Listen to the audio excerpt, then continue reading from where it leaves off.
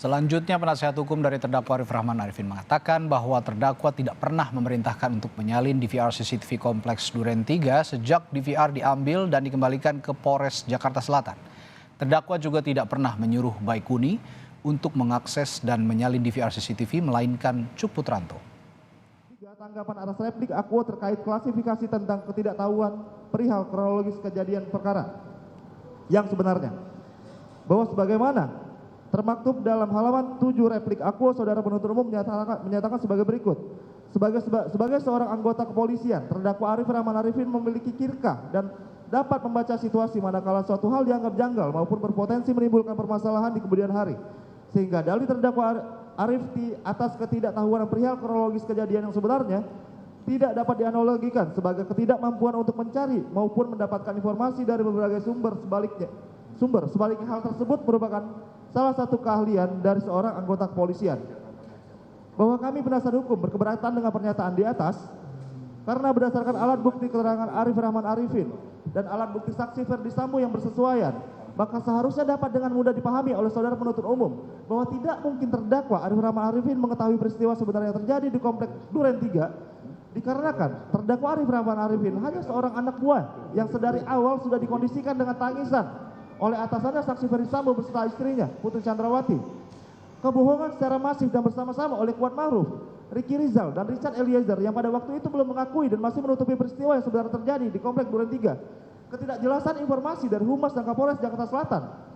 Dan selanjutnya, tangisan hingga teriakan dengan nada tinggi berisi ancaman dari saksi Ferdi Sambo untuk memusnahkan salinan rekaman CCTV dan laptop Microsoft Surface. Bahkan dalam persidangan, saksi Ferdi Sambo sendiri mengakui sama sekali tidak pernah memberitahukan kejadian sebenarnya terkait peristiwa di Kompleks Polri Duren 3, serta dengan nada tinggi membantah laporan yang diberikan oleh terdakwa Arif Rahman Arifin terkait dengan temuan salinan rekaman DVR CCTV.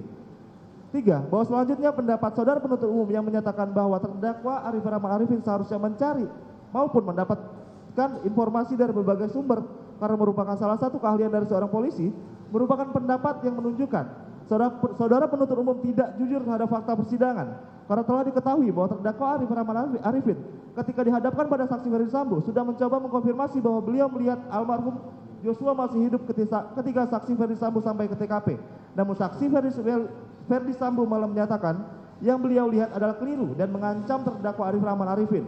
Selain hal tersebut, pendapat saudara penuntut umum tersebut sangat tidak masuk akal karena pada faktanya sumber lain yang sekiranya relevan dengan pengungkapan peristiwa di Kompleks Duren 3 tersebut adalah keterangan dari terdakwa Ricky Rizal, terdakwa Kuat Ma'ruf, terdakwa Richard Eliezer dan terdakwa Putri Chandrawati yang pada saat itu masih berbohong dan menutupi peristiwa yang sebenarnya terjadi di Kompleks Polri Duren 3. Sehingga dengan demikian, jangankan terdakwa Arif Rahman Arifin yang hanya menjalankan fungsi pengamanan internal, penyidik perkara tersebut pun saat itu belum mengetahui fakta atau kronologi kejadian yang sebenar-benarnya.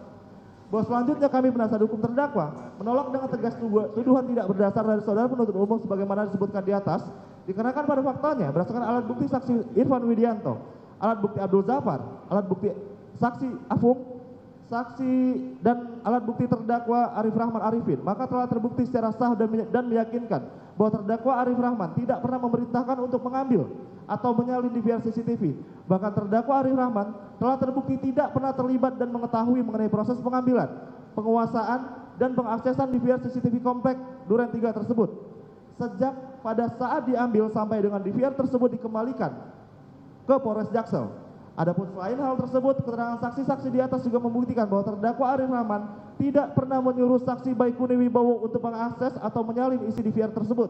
Karena yang meminta saksi Baikuni mengakses dan menyalin adalah saksi Cuk Putranto.